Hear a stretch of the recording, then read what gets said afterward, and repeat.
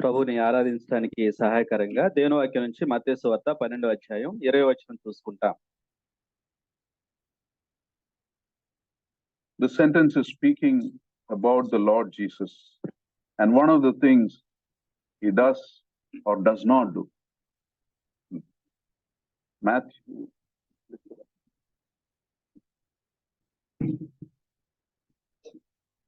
Matthew 12:20.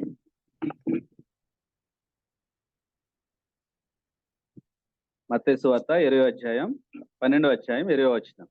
A bruised reed he will not break, and a smoldering wick he will not snuff out, till he leads justice to victory. విజయమందుటకు న్యాయ విధిని ప్రబలము చేయ వరకు ఈయన నలిగిన రెల్లును విరువడు, మకమకలాడుతున్న అవిస్నారను ఆర్పడు. Two things are mentioned here: a bruised reed and a smoldering wick. ఇక్కడ నలిగిన రెల్లు అలాగే అవిస్నార అనే రెండు విషయాలు ఇక్కడ ప్రస్తావించబడుతున్నాయి. You know, a reed is a grass-like plant that grows in the water. ఈ యొక్క రెల్లు అనేది ఆ గడ్డి వంటి అవి మొక్కలు, అవి నీటిలో పెరుగుతూ ఉంటాయి. A bruised reed means it's injured and it's almost about to break out. ఈ యొక్క నలిగిన రెల్లు అనేది అది గాయపరచబడి నలిగిపోయిన స్థితిలో ఉండి అది విరిగిపోయిన స్థితిలో ఉంది. Maybe some animal stepped on it. బహుశా కొన్ని జంతువులు దాన్ని ఆ విధంగా నలిగిన స్థితిలోకి నెట్టుంటాయి. A wick is a part of a lamp. అయితే అవిస్నార్ అనేది ఒక దీపంలో భాగమై ఉంటుంది. So a smoldering wick means a lamp that is about to be extinguished. మకమకలాడుచున్న అవిస్నార అని అంటే ఇక దాదాపుగా అది ఆరిపోవటానికి సిద్ధంగా ఉంది. You know, meaning of both these is something that is very close to death or dying. ఈ యొక్క నలిగిన రెల్లు అవిస్నార, మకమకలాడుచున్న అవిస్నార రెండింటి యొక్క అర్థం ఏంటంటే అది సుమారుగా ఇక ముగింపుకు మరణానికి చేరువుగా ఉన్నాయి.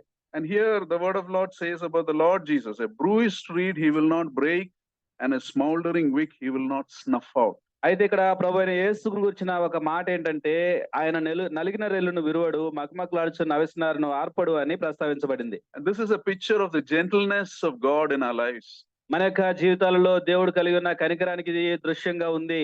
It is a picture of how tenderly God deals with us. దేవుడు ఎంత దయతో కనికరంతో మనతో వ్యవహరిస్తాడో దానికి సాదృశ్యంగా ఉంది. So to understand this better, let us turn to Mark chapter 5. దీన్ని కొంత మెరుగ్గా అర్థం చేసుకోవడానికి మార్కు సువార్త 5వ అధ్యాయానికి మనం వెళ్దాం. Verse 25 onwards. 25వ వచనం నుంచి. Mark chapter 5 verse 25. మార్కు 5:25 నుంచి. It's up to 34, but I will read it in English till 25 to 29 I will read. 25 నుంచి 29 వచనాల వరకు ఇంగ్లీష్ లో చదవబడుతుంది, చూసుకుందాం. And a woman was there who had been subject to bleeding for 12 years. She had suffered a great deal under the care of many doctors and had spent all she had, yet instead of getting better, she grew worse. When she heard about the Lord Jesus, she came up from behind him in the crowd and touched his cloak, because she thought, if I just touch his clothes, I will be healed. Immediately a bleeding stopped, and she felt in her body that she was freed from her suffering. Now, this is an incident of a woman with a severe medical problem. ఈ యొక్క సంఘటన తీవ్రమైన రక్తస్రావం కలిగిన ఒక స్త్రీని గురించి ప్రస్తావించబడుతుంది. She has got what is medically called probably a bleeding uterus. ఆమె యొక్క తీవ్రమైన రక్తస్రావంని వైద్యం పరంగా ఆ సమస్య కలిగి ఉంది. An illness that she couldn't even talk about with people. ఆమెకున్న ఆ యొక్క రోగం యొక్క దయనీయమైన స్థితి ఏంటంటే దాని గురించి ఆమె ఎవరితోనూ కూడా చెప్పుకోలేదు, మాట్లాడలేదు దాని గురించి. And the tragedy of her life is summed up in 3 things we understand from what we read. ఈ యొక్క వచనాలలో ఆమె యొక్క జీవితం గురించి 3 విషయాలలో క్లుప్తంగా ఆమె యొక్క జీవితం చూపించబడుతుంది. There is one, she suffered very much. మొదటిగా ఆమె ఎంతో బాధ నొందుతూ ఉంది. Second, she spent all the money she had. రెండోదిగా తనకున్న ధనమంతా కూడా ఆమె ఖర్చు చేసుకుంది. And third, she was not getting better, she was getting worse. మూడవదిగా ఆమె అంతకంతకు సంకటపడింది కానీ ఏమాత్రం కూడా ప్రయోజనం లేకపోయింది. You know, she was a bruised reed. ఆమె నలిగిన రెల్లుకు సాదృశ్యంగా ఉంది. Every part of her life was affected. తన యొక్క జీవితంలో ప్రతి ఒక్క భాగం కూడా ప్రభావితం చేయబడుతూ వచ్చింది. Physically, she could not bear children. భౌతికంగా ఆమె పిల్లలను సంతానం కలిగి ఉండడానికి అవకాశం లేదు. And domestically, because of the custom, anything she touched was unclean. అలాగే కుటుంబ పరంగా ఆమె ఆ రోజుల్లో దేనినైనా ముట్టుకుంటే అది అపవిత్రంగా ఎంచబడుతుంది. So no cooking food, no washing dishes, no sweeping floors. కాబట్టి ఇక ఏమాత్రం కూడా ఆ భోజనం తయారు చేయటం గాని, గిన్నెలు కడగటం గాని, ఆ యొక్క వాకిలి ఊడవటం గాని ఏది కూడా అనుమతించబడదు. And spiritually, she was not allowed to enter the temple. ఆత్మీయంగా దేవుని యొక్క ఆలయంలోనికి ప్రవేశించడానికి కూడా ఆమెకు అర్హత లేదు. In those days, illness of the body was considered a direct result of some personal sin. ఆ రోజుల్లో దేహంలో ఏదైనా అనారోగ్యం సంభవిస్తే అది ప్రత్యక్షంగా చేసిన పాపం వల్లే కలిగిందని Connected to that part of your body. మనుషులు నమ్మేవారు. ఎక్కడైతే భాగం రోగం సంభవించిందో దాన్నే వాళ్ళు మాట్లాడుకునేవాళ్ళు. So you can imagine the kind of people gossiping about her. కాబట్టి ఇప్పుడు మనుషులు తన గురించి ఏ విధంగా మాట్లాడుకుంటున్నారో మనం ఊహించుకోవచ్చు. So she's having a social shame. She was society's orphan, you can say. కాబట్టి సామాజికంగా ఆమె ఎంతో అవమానాన్ని కలిగి ఉంది. సమాజం ఆమెను ఒక ఒంటరిగాను అనాథగాను మార్చివేసింది. Now we don't know if she had a family. తనకు కుటుంబం ఉందో లేదో మనకు తెలియదు. But it's reasonable to say she had no more dreams. అయితే కుటుంబం ఉన్నప్పటికీ తనకి ఏమాత్రం కూడా కలలు అనేవి లేవు అని మనం చెప్పవచ్చు. Dreams of having children, dreams of having friends. సంతానం గురించి, స్నేహితుల గురించి ఎటువంటి కలలు లేవు. Maybe dreams of someone taking care of her in the old age. లేదంటే తన యొక్క వృద్ధాప్యంలో ఎవరైనా శ్రద్ధ వహిస్తారు అన్న ఆశ ఆమెకు లేదు. You see, suffering as a way of stealing away our dreams. కాబట్టి ఆ విధంగా బాధనందుతూ తన యొక్క కలల్ని కోల్పోయింది ఆమె. Medically, many people have promised to relieve her of her disease. అనేక మంది వైద్యులు భవిష్యాన్ని రోగం నుంచి విడిపిస్తామని వాగ్దానం చేస్తుంటారు. But finally, the only thing they relieved her was of her money. అయితే ఆఖరికి ఆమె యొక్క ధనం నుంచి ఆమెను విడిపించారు తప్ప రోగం నుంచి విడిపించలేదు. And probably someone told the physicians would have told, we can't treat this. బహుశా ఇక వైద్యులు చెప్పుంటారు, ఇక మేము చేయగలిగినంత చేసాము, ఇంకేం చేయలేమని ఉంటారు బహుశా. So see the life. The medical expenses are taken away her last rupee. కాబట్టి ఇక్కడ పరిస్థితిని చూసినట్లయితే ఆమె యొక్క వైద్య ఖర్చులన్నీ కూడా ఆమె దగ్గర ఉన్న చివరి రూపాయి వరకు తీసేసుకున్నాయి. And the diagnosis that she wants, there is no cure for her, would have stolen her hope. కాబట్టి ఆమెకున్న చివరి నిరీక్షను కూడా ఆమెకు అందించబడిన ఆ చికిత్స అంతా దాన్ని తీసేసి ఉంటుంది. And the bleeding was robbing her of her energy. ఆమె యొక్క రక్తస్రావము ఆమెకున్న శక్తిని అంతటిని కూడా తీసేస్తూ ఉంది. Then she hears the news of another physician. ఇప్పుడు మరొక వైద్యుని గురించి ఈ యొక్క స్త్రీ వింటూ వచ్చింది. Who does not charge a fee. ఏ మాత్రం కూడా ఆయన ఫీజు తీసుకోడు. Who asks nothing in return. అలాగే తిరిగి ఏమి కూడా ఆ రోగుల నుంచి ఆయన ఆశించాడు. The Lord Jesus Christ. ప్రభువైన యేసు వారు. The great physician who said, I have not come for the healthy, but I have come for the sick. ప్రభువైన యేసు పరలోకపు వైద్యుడు, నేను రోగుల కొరకే గాని ఆరోగ్యం గలవారి కోసం రాలేదు అని చెప్పాడు ప్రభు. I have not come for the strong, but for the weak. నేను బలహీనుల కోసం వచ్చాను గాని బలవంతుల కోసం రాలేదు అని చెప్పాడు ప్రభు. I have not come for people whose lives are in order, but to people whose lives are in a mess. జీవితాలు సరిగా కట్టబడుతూ సరైన స్థానంలో ఉన్న వాటి కోసం నేను రాలేదు గాని గందరగోళానికి, కలవరానికి గురైన జీవితాల కోసం నేను వచ్చాను అని సెలవిచ్చిన ప్రభు. And probably she's heard of his miracles, how he cured an incurable demon-possessed man. బహుశా దేవుడు ప్రభు జరిగించిన గొప్ప అద్భుతాల గురించి ఆమె వినుంటుంది. కఠినమైన దయ్యాన్ని ఏ విధంగా వెలగొడుతూ వచ్చాడో, how he raised a widow's son from the dead. విధురాలి యొక్క కుమారుణ్ణి ఆ యొక్క మృతుల్లో నుంచి ఎలా లేపాడో, how he healed a leper. ఆయన కుష్ఠరోగిని ఎలా స్వస్థపరుస్తూ వచ్చాడు వినుంటుంది బహుశా. And she searches and goes after him. ఇప్పుడు ప్రభుని వెతుకుతూ ఆమె ప్రభు దగ్గరికి వెళ్తూ ఉంది. We don't know how far she's come from. ఎంత దూరం బహుశా ప్రభు కోసం నడుస్తూ వచ్చిందో మనకు తెలియదు. But we can assume that by the time she reached the Lord, she may have been very tired. అయితే మనం ఈ విధంగా ఊహించుకోవచ్చు ఏంటంటే బహుశా ప్రభు దగ్గరికి చేరుకునేసరికి ఆమె బహుశా అలసిపోయి ఉంటుంది. No more money. ఆమె దగ్గరికి ఏమాత్రం ధనం లేదు. No more friends. స్నేహితులు లేరు. No more choices. ఇక ఏమాత్రం ఎంపికలు కూడా లేవు. She must have been desperate. She must have been anemic. She must have been pale. గొప్ప బలహీనతలో, గొప్ప నొప్పిలో, గొప్ప నిస్సహాయతలో ఉంది. A smoldering wick just about to be extinguished. ఆరిపోవడానికి సిద్ధంగా ఉన్న మక్మకలాడుతున్న అవిసిన ఆరవలే ఉందామె. And there's a large crowd. గొప్ప జన సమూహం ఉంది. And she thinks, if I can just touch his garments, I will be healed. ఆయన యొక్క వస్త్రములు ముడితే చాలు, నేను స్వస్థపడతాను అని అనుకుందామే. That's a very risky thing to do. You're an untouchable. You touch someone, you're likely to be stoned. ఇప్పుడు అసలు వాస్తవంగా ఆమె ఎవరిని ముట్టుకోకూడదు. ఆమె ఎవరిని ముట్టుకున్న అపవిత్రులైపోతారు కాబట్టి ఆమెని రాళ్ళతో కొట్టే అవకాశం కూడా ఉంది కాబట్టి ప్రభువుని ముట్టుకోవడం చాలా కష్టమైన పని ఇక్కడ. But she manages to reach out and touch his garment. అయితే ఆమె ఏదో విధంగా ప్రయాసపడి కష్టపడి ప్రభు యొక్క వస్త్రాన్ని ముట్టింది. And immediately she probably feels a healing, maybe something like a blood transfusion happening into her. ఆ వెనువెంటనే ఆమె యొక్క దేహంలో మార్పును ఆమె గమనించింది. ఆ రక్తస్రావం నివారణ అయిందని గ్రహించుకుంది. And she feels the healing power rush into her. దేవుని యొద్ద నుంచి ప్రభు యొద్ద నుంచి ప్రభావం ఆమెలోనికి వెళ్ళటం ఆమె గ్రహించుకుంది. You read the verses further down, Jesus seems to be pulled back by this. ఈ సంఘటనలో ప్రభు వెంటనే ఆగిపోయారు అని ఇక్కడ రాయబడింది. You know, he's pulled back by something, not the grasp of her hands, by maybe the grasp of her faith. ఆమె ముట్టిన కారణాన్ని బట్టి ప్రభు ఆగలేదు కానీ ఆయన నుంచి ప్రభావం బయలు వెళ్ళిన కారణాన్ని బట్టి ప్రభు ఆగారు. The pull of faith stops him. ఆమె యొక్క విశ్వాసము ప్రభువుని ఆగిపోయేలా చేసింది. And he asks, who touched me? ప్రభు అడిగారు, నన్ను ముట్టింది ఎవరు అని ప్రభు అడిగారు. You see, the Lord knows a difference between who's a casual churchgoer here and who's a truly hungry heart that is seeking for him. He knows that.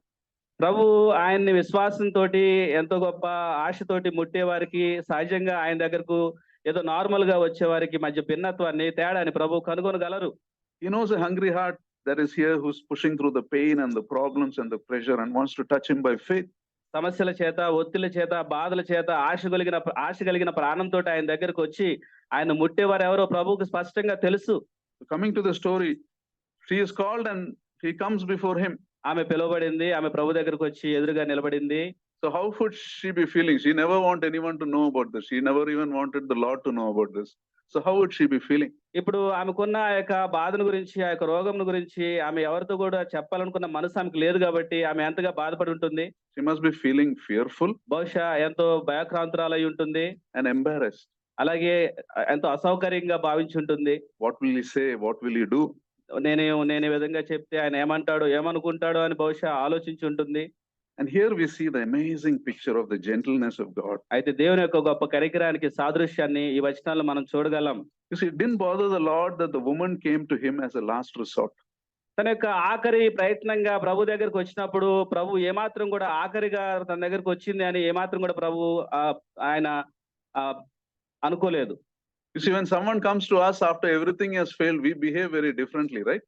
మనుషులు ఎప్పుడైనా అన్ని ప్రయత్నాలు చేసిన తర్వాత చివరిగా మన దగ్గరకు వచ్చినప్పుడు మనం ఒక విధంగా భిన్నంగా ప్రవర్తిస్తూ ఉంటాం వాళ్ళ దగ్గర. What would people say in such situations? అటువంటి పరిస్థితుల్లో మనుషులుగా ఎలా ఆలోచిస్తూ ఉంటాం? They say something like, is this now you're coming to me? అంతా అయిపోయాక వచ్చావమ్మా అని అంటాం మనం. And nothing else has worked? ఏది నీకు అవలేదు కాబట్టి వచ్చావు అని అంటాం. After spending all the money you had? నీ దగ్గర ఉన్న డబ్బులన్నీ అయిపోయినాయి కాబట్టి నువ్వు వచ్చినావు అంటాం. But the Lord didn't say any of that. ఏ విషయం కూడా ఈ విధంగా ప్రభు ఆమెతో అనలేదు. Thank God he's not like us.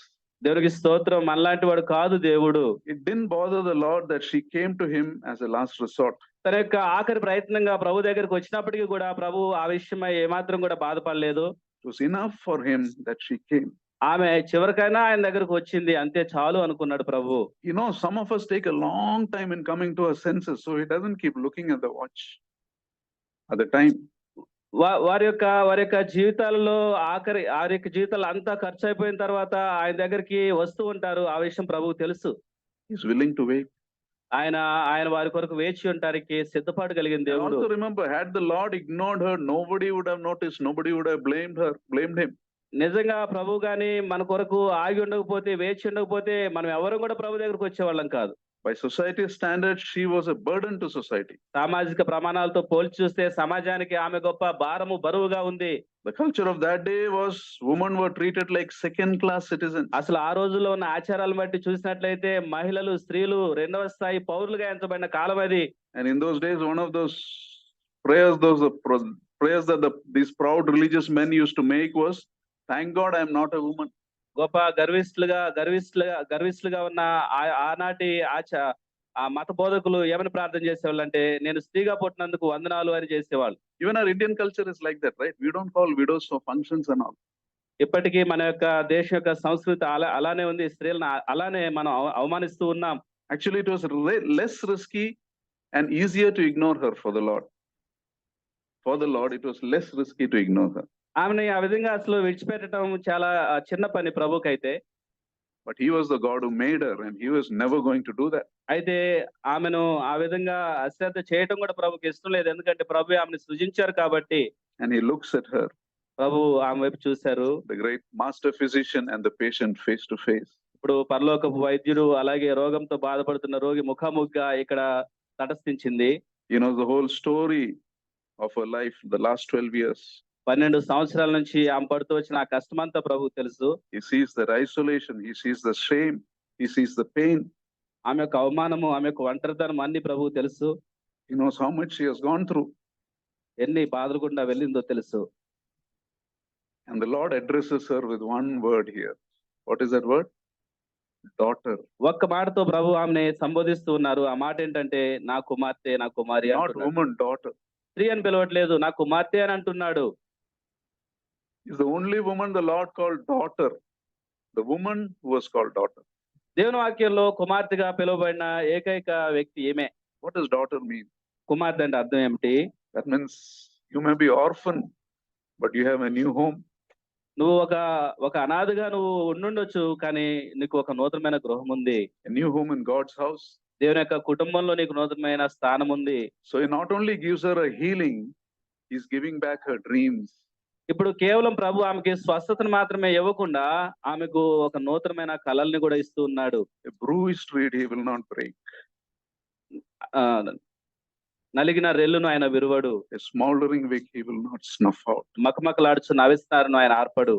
Maybe some of you here, you have bruised reeds. బహుశా నలిగిన రెల్లు వలె మనలో కొంతమంది ఈ క్షణాన్ని ఉండుండొచ్చు. You were once upright, sturdy, with confidence. ఒకప్పుడు ఎంతో ధైర్యంగాను, ఎంతో బలంగాను, ఎంతో ధైర్యంగాను ఉండుంటావు బహుశా. Then you were bruised. అయితే ఇప్పుడు నలిగిన స్థితిలో ఉన్నావు. Maybe by some harsh words or the anger of someone. కొంతమంది యొక్క కోప కారణాన్ని బట్టో, కొంతమంది యొక్క బాధలు బట్టో నువ్వు నలిగిన స్థితిలోకి వెళ్ళుండొచ్చు. Maybe a disappointment in your relationships. లేదా నీ సంబంధ బాంధవ్యాల్లో గొప్ప నిరాశ నిరుత్సాహాల వల్ల నువ్వు నలిగిన రెల్లుగా ఉండుండొచ్చు. Maybe at your own failures. లేదా నీ యొక్క సొంత ఓటముల కారణంగా నువ్వు నలిగిన స్థితిలో ఉండుండొచ్చు. Here we have the Lord. He is your friend. Come to him. అయితే ఇక్కడ నీ యొక్క స్నేహితునిగా ప్రభువారు నేను పిలుస్తున్నారు, ఆయన దగ్గరకు రమ్మంటూ ఉన్నాడు. He is a friend to especially those whose hearts are wounded. ఎవరి యొక్క హృదయాలు అయితే గాయపడ్డాయో వారికి మరుముఖ్యంగా ప్రాముఖ్యంగా గొప్ప స్నేహితుడిగా ప్రభువారు వేచి ఉన్నారు. He is the keeper of your dreams. నీ యొక్క కలల్ని సాకారం చేసే దేవుడు ఆయన. See the Bible, the Lord meets people at all points of pain. దేవుని వాక్యంలో చూసినట్లయితే అన్ని స్థాయిలలో, అన్ని బాధల్లో ఉన్న మనుషులు అందరినీ కూడా ప్రభు కలిశాడు. By his tender touch, he healed bruised reeds. ఆయన యొక్క కనికరం కలిగిన స్పర్శతోటి ఆ యొక్క నలిగిన రెల్లును ఆయన బాగు చేశాడు. And he ignited smoldering wicks. ఆ మకమకలాడుతున్న అవిస్నారాలని ఆయన వెలిగించాడు. You know, whatever we are today, we can come to him. మనం ఏ పరిస్థితిలో ఉన్నా, ఏ స్థితిలో ఉన్నా ఆయన దగ్గరికి రావచ్చు. Some things we can't even talk to people.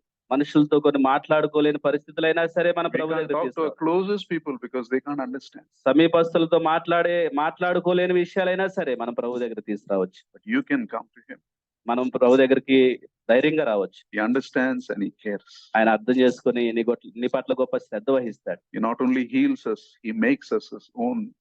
కేవలం మనల్ని స్వస్థపరచడం కాదు, తన సొత్తుగా చేసుకుంటాడు. Provided you are willing to come. అయితే నువ్వు ఆయన దగ్గరికి వచ్చే వ్యక్తివై ఉండాలి. The only thing that stops us is our will not to come. ఆయన దగ్గరికి రాకుండా ఆపేది కేవలం మన యొక్క సిద్ధపాటే. What a God we serve. మనం సేవించే దేవుడు ఎంత గొప్ప What దేవుడు, a savior we have. ఎంత గొప్ప రక్షకుడు మనం కలిగి ఉన్నాం. It's a privilege to worship him. ఈ సమయంలో ప్రభువును ఆరాధించడం మన యొక్క గొప్ప Let బాధ్యత. us stand and softly worship him. Those who don't want to stand or you have a medical problem, you can remain seated. But let us stand and softly worship him.